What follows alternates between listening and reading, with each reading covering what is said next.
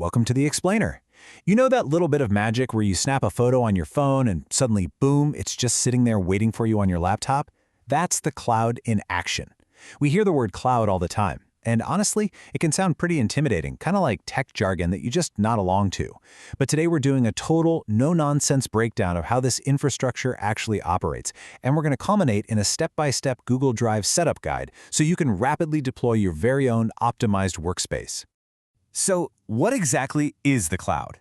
If you're picturing your data vaguely floating around in the ether somewhere above your house, well, you're definitely not alone. But today, we're doing a streamlined breakdown of the real mechanics.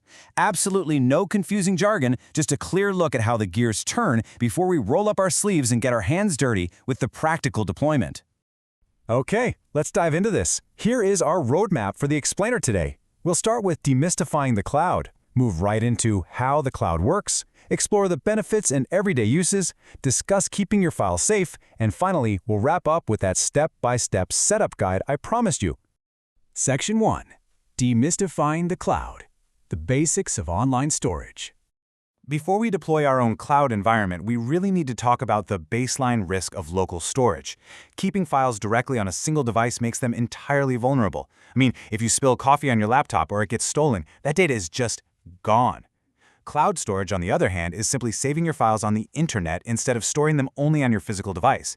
And remember how we said your files aren't literally floating in the sky? They actually live on incredibly powerful computers called servers. And here's a crazy fact. These servers generate so much heat working 24/7 that companies will literally build their massive data centers completely underwater or in freezing sub-zero climates just to keep them cool. How wild is that? Think of it kind of like storing a physical notebook. If you keep it only in your house and your house floods, well, the notebook is ruined. But if you store a copy in a secure locker at a bank, it's totally protected. And this brilliantly illustrates the real advantage of the cloud. That locker is digital, meaning as long as you have an internet connection, you can access what's inside from literally anywhere in the world. Section 2. How the cloud works. Servers and synchronization. When you upload a file, it's sent over the internet to those remote servers we were just talking about.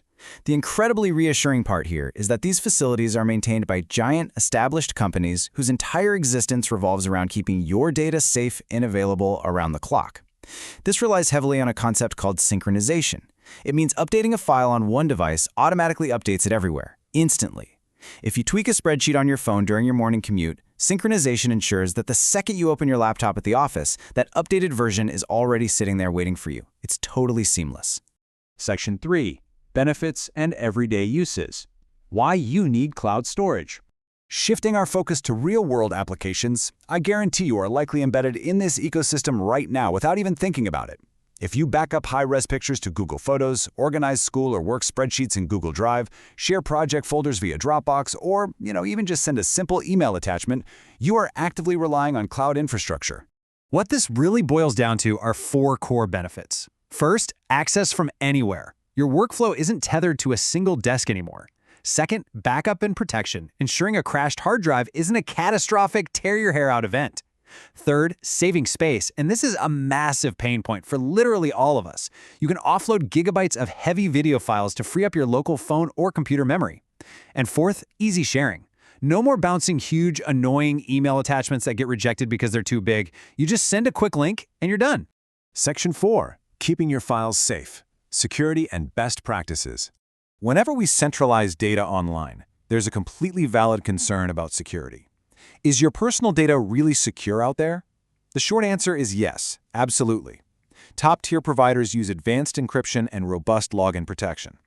Now, what's really interesting about this concept is the locked house analogy. Think of cloud storage like a locked house. The provider builds a massive fortress with incredibly strong walls and unpickable locks.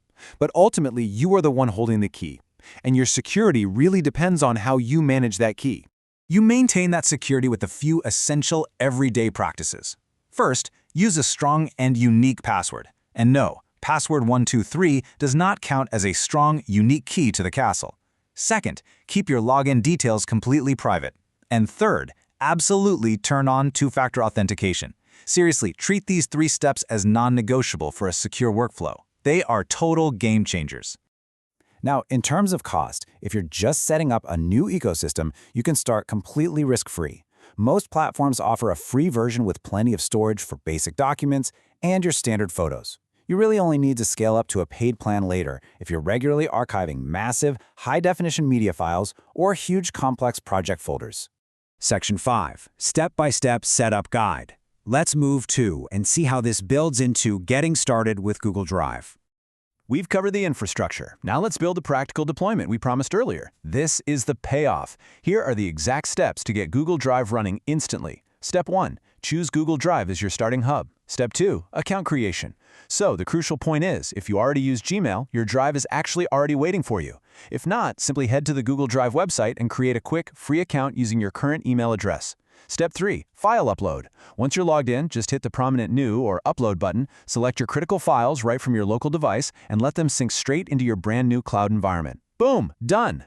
Once those files are uploaded, your new system is active. From here, you can explore more advanced features like configuring automatic phone backups or establishing shared workspaces with your colleagues. Actually, a quick tip, try not to get too lost in organizing perfectly color-coded folders right out of the gate. Keep it simple, get the files uploaded securely, and naturally build your workflow from there.